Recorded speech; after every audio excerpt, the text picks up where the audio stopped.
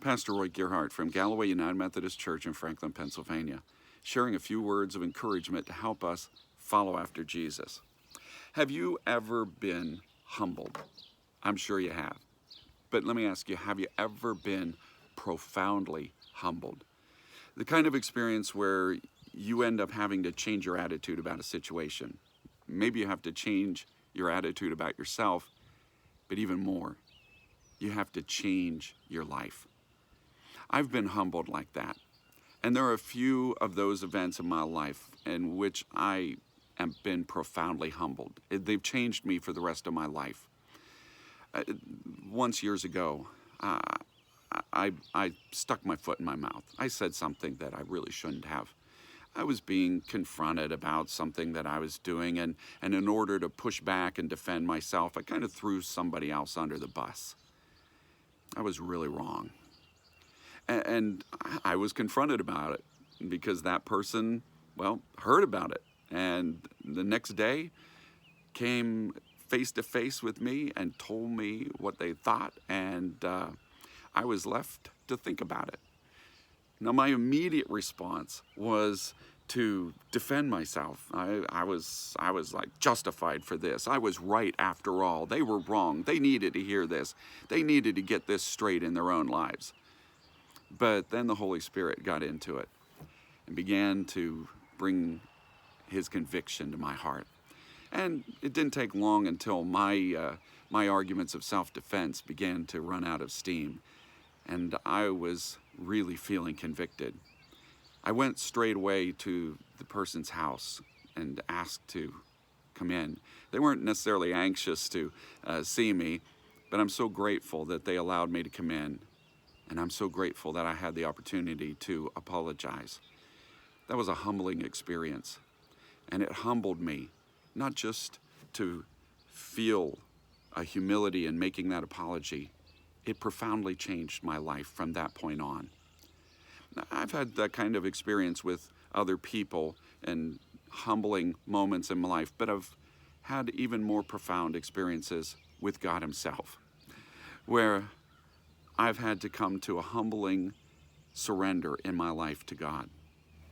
Early in my life, I had an ongoing conflict with God about how God was calling me to serve him in ministry. I wanted to be an evangelist. God wanted me to be a pastor, was making me go to college and seminary to go through all this process, and I really didn't like it. Now, I had said yes to God. I'd given in because God was bigger than me, and I knew I couldn't win. But in my heart, I was really not surrendered. This is the way that I see Balaam in Numbers chapter 22. Many people read this story and think it's just about a man with a talking donkey, but it's about so much more. You see, Balaam wanted to go and curse God's people. He wanted to get a big payday from King Balak. But God told him no. God told him, you can't curse my people. And yet God told him, still, you can go and see King Balak. Now, immediately then, God put an angel in his path to kill him. For a lot of people, this is really confusing. Why in the world is God doing this? I mean, isn't Balaam doing what he told him to do? He's going down this path. Well, yeah. But his donkey sees the angel and veers off the path. He beats the donkey and everything. And so when finally Balaam can see the donkey, he is humiliated because now he realizes he's been beating his donkey who was actually saving his life. And he realizes even more deeply that he has been on a reckless path. Now, if Balaam is physically on the path that God told him to be on, where's the reckless path? Well, it has to be in his heart. You see, I think that Balaam was like me, that he was giving in to God, but if he had his choice, he would do what King Balak was asking him to do. He would go get that big payday. In his heart, he was still committed to his own purposes, not to God.